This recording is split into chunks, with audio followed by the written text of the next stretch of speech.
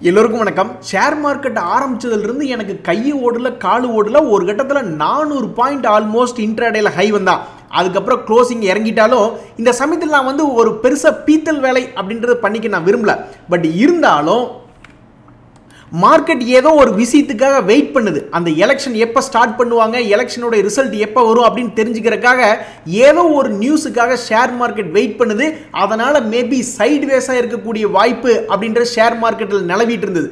அதே மாதிரி இன்னைக்கு போய் கரெக்டாக அந்த ஹையை தொட்ட உடனே 22,500 தொட்ட உடனே 200 பாயிண்ட் இறங்கியிருக்கான். இனி திங்கக்கிழமை கொஞ்சம் இறங்கட்டும், செவ்வாய்க்கிழமை கொஞ்சம் ஏறட்டும், அப்படியே ஏப்ரல் மாதத்தையும் ஓட்டி விட்டான்னு வச்சிங்களேன், நம்மளுக்கு ரொம்ப சந்தோஷம் தான். 3 வருஷமா ஷேர் மார்க்கெட் புல்ஸ்களுக்கு வெற்றி மட்டுமே கொடுத்துட்டு இருக்கு. கரடிகளுக்கு பூரா கும்பாதான்.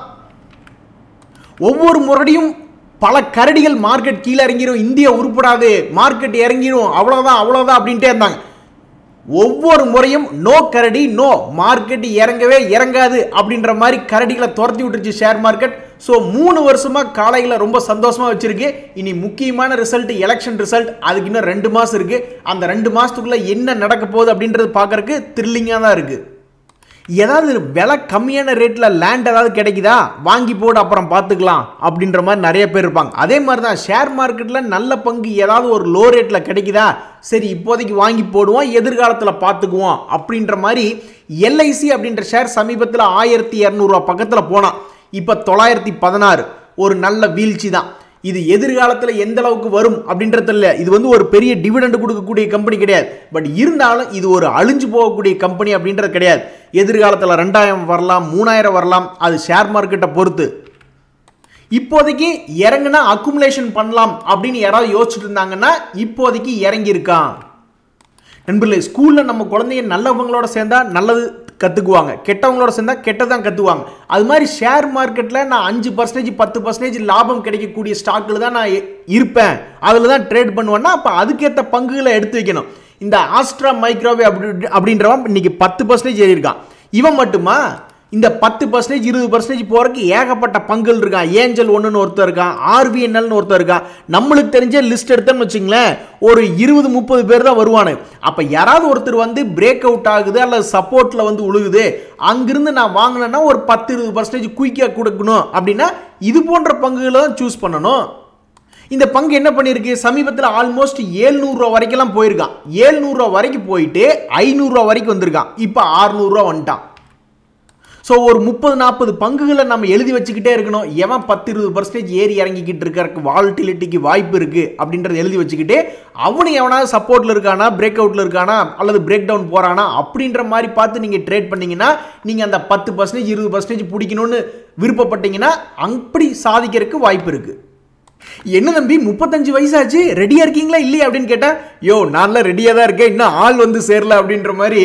இந்த ஏயு பேங்க் அப்படின்ற ஷேர் சமீபத்தில் ரொம்ப நாளாக சைட்வேஸாக இருக்கான். நீங்கள் பார்த்தீங்கன்னா ஆல்மோஸ்ட் பிப்ரவரி மாதத்தினுடைய தொடக்கத்தில் 600 ரூபா ரேஞ்ச் இருந்தால் இப்போ 565 ரூபா இருக்கான். இவன் நல்லபடிக்கு இந்த சைட்வேஸை லேசாக க்ளோஸ் பண்ணுற மாதிரி இருந்தால் கூட ஒரு 10% ஒரு 606 வரைக்கும் வரக்கூடிய வாய்ப்பு கூட இருக்குது.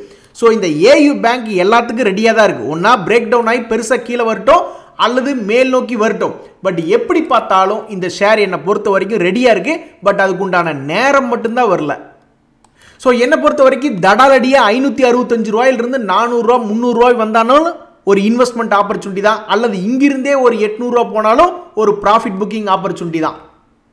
நண்பர்களே, நான் பார்த்துட்டேன் நிறைய பேர் தைரியசாலியாக இருக்காங்க ஷேர் மார்க்கெட்டில். ஆனால் 50% 70% லாஸ் ஆனால் கூட வெயிட் பண்ணுறாங்க.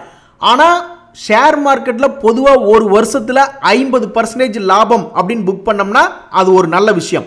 அல்லது ஒரு 3 மாதத்துக்குள்ள ஒரு 10% அப்படின்றது புக் பண்ணால் இன்னும் பெரிய விஷயம். 3 மாதம் என்னங்க, இந்த டிமார்ட் அப்படின்ற ஒரு ஷேர் பாருங்க, அவன் ஒரே மாதத்தில் 15% கொடுக்குறான். அதே மாதிரி ஏகப்பட்ட ஷேர்கள் என்னால் ஒரே வருஷத்தில் 50% ஏறின பங்குகளை காட்ட முடியும். ஸோ ஷேர் மார்க்கெட்டில் ஏதாவது ஒரு ஷேர் 3 மாதத்துக்கு ஒருக்கா 10% அப்படின்ற மாதிரி கொடுக்குற சக்தி இருக்குது. ஒரு வருஷத்தில் 50% லாபம் கொடுக்கக்கூடிய சக்தி இருக்குது. நம்மளுக்கு தான் அந்த திறமை பொறுமை அப்படின்றது வேணும். ஒரு 50% லாபத்தை புக் பண்ணணும் அல்லது ஒரு 10% 3 மாசத்துல புக் பண்ணணும் அப்படின்ட்டு. ஏன்னா கீழே இறங்குறப்ப தைரியமா உட்கார்ந்துருக்காங்க, பட் மேலே போகும்போது உட்கார்றது இல்லை. இந்த பிரச்சனை தீர்க்கணும்னா தனியாக ஒரு அக்கௌண்ட் ஓப்பன் பண்ணி அதில் இன்வெஸ்ட்மெண்ட் ஒரு வருஷத்தில் 50% பிடிக்கணும்னா அதில் வாங்கிட்டு மறந்துடணும். நான்லாம் லாங் டேர்முக்கு ஏஞ்சல் ஒன்ல தனியாக ஒரு அக்கௌண்ட் ஓப்பன் பண்ணேன். அதெல்லாம் நான் எப்போ கடைசியாக ஓப்பன் பண்ணி பார்த்தேன்னே தெரியல. கடைசியாக எப்படியும் கடைசிக்கு ஒரு 10-15 ஷேராவது ஒரு 50% மேலே இருக்கும் அப்படின்றது என்னோட எண்ணம். பட் நான் அதை போய் ஓப்பன் பண்ணி பார்க்க எனக்கு விருப்பம் இல்லை. ஸோ ஒவ்வொரு பிரச்சனைக்கும் கண்டிப்பாக ஏதாவது ஒரு சொல்யூஷன் இருக்கும். அந்த சொல்யூஷனை நீங்கள் யூஸ் பண்ணிக்கிட்டீங்கன்னா உங்களாலையும் 50%, 100% அப்படின்றது ஒரு வருஷத்தில் பிடிக்க முடியும் அப்படின்றது என்னுடைய கருத்து. நண்பர்களே, DCW அப்படின்னு ஒரு ஷேர் ஒன்று பார்த்துக்கிட்டு இருந்தேன். இது 100 ரூபாய்க்கும் கம்மியான பங்கு, 51 ரூபா தான் இருக்கான். இந்த பங்கில் நம்ம என்ன இன்ட்ரெஸ்டிங்காக ஒன்று பார்க்கலாம் அப்படின்னா, ஃபாரினர்ஸ் அப்படிங்கிற அவங்களுடைய ஹோல்டிங் எடுத்து பார்த்தோம்னா ஆல்மோஸ்ட் 8% ஹோல்டு பண்ணிக்கிட்டு இருக்காங்க. கமாடிட்டி கெமிக்கல்ஸில் செக்டரில் இருக்கக்கூடிய இந்த பங்கு சமீபத்தில் எப்படி இருக்கா அப்படின்னு பார்த்தீங்கன்னா, ஒரு டிவிடெண்ட் கொடுக்கக்கூடிய பங்காகவும் இருக்கா. அதே மாதிரி இன்ட்ரென்சிக் வேல்யூ வந்து ஏனோ தானோன்னு இல்லை, அது ஆல்மோஸ்ட் 38 ரூபாயில் இருக்குது. கரண்ட் மார்க்கெட் ப்ரைஸ் 51 ரூபாயில் இருக்குது. ஸோ இந்த பங்கு சமீபத்தினுடைய ஹை 70 ரூபா ரேஞ்சிலேருந்து ஆல்மோஸ்ட் ஒரு 30% இறங்கி 51 ரூபாயில் வந்து விழுந்திருக்கான். யாராவது 100 ரூபாய்க்கு ஸ்டாக் கம்மியாக இருக்கணும் ஆனால் டிவிடெண்டும் கொடுத்துட்டு இருக்கணும் அப்படின்ற மாதிரி ஏதாவது ஸ்டாக்கை தேடி அலைஞ்சிட்டு இருந்தீங்கன்னா இப்படி DCWன்னு ஒரு ஷேர் இருக்கா.